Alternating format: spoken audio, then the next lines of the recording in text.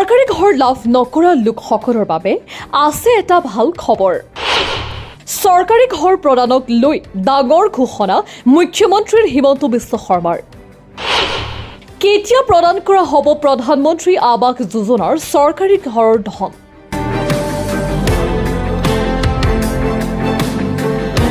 জনতা ভৱনত মুখ্যমন্ত্ৰী ডক্টৰ হিমন্ত বিশ্ব শৰ্মাৰ সংবাদমেলত প্ৰধানমন্ত্ৰী আৱাস যোজনাৰ ঘৰক লৈ ডাঙৰ ঘোষণা কৰিলে মুখ্যমন্ত্ৰী ডক্টৰ হিমন্ত বিশ্ব শৰ্মাই। মুখ্যমন্ত্ৰীয়ে কয় যে কিছুদিনৰ পূৰ্বে কেন্দ্ৰীয় মন্ত্ৰী শিৱৰাজ সিং চৌহানে ৩.৫ লাখ আৱাসৰ কথা ঘোষণা কৰিছিল। চৰকাৰী ঘৰৰ বাবে ৭,৬০,০০০ লোকৰ অপেক্ষাৰত হৈ আছে। অহা ১৯ তাৰিখে সমাৰোহৰ জৰিয়তে ৩,৮০,০০০ লোকৰ প্ৰথম কিস্তি প্ৰদান কৰা হ'ব।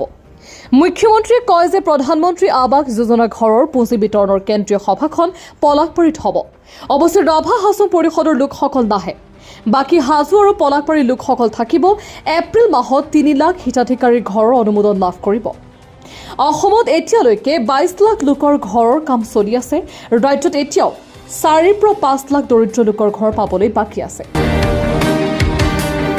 আমাৰ লক্ষ্য আছে ব্যৱস্থাৰ পৰিৱৰ্তন হ'ব লাগে। ব্যৱস্থা পৰিৱৰ্তন দুৰ্নীতি ক্ষমতা কৰিব নোৱাৰে। মুখ্যমন্ত্ৰীয়ে কয় যে এইবাৰ চৰকাৰী ঘৰৰ ক্ষেত্ৰত জিঅ' টেগিঙৰ ব্যৱস্থা কৰা হৈছে। এইবাৰ আত্মসহায়ক গোটৰ পৰা জিঅ' টেগিং কৰা হ'ব। আত্মসহায়ক গোটৰ লগতে জীৱিকা সখী বাইদেউসকলে জিঅ' টেগিং কৰিব।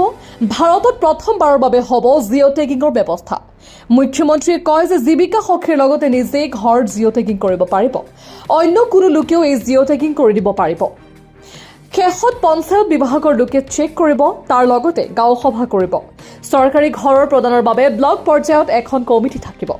শেষত জিলা কমিটি থাকিব। তেওঁলোকে শেষ সিদ্ধান্ত গ্ৰহণ কৰিব ঘৰ দিয়াৰ ক্ষেত্ৰত।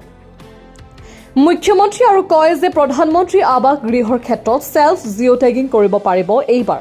এইবাৰ ৫ লাখৰ স্থানত ৭ লাখ জিঅ' টেগিং হ'ব। কিন্তু আমি কোনো চিন্তা কৰা নাই। যিসমূহ দিব লাগিব আমি কেন্দ্ৰীয় চৰকাৰক দিব কম। News desk report, A News Plus।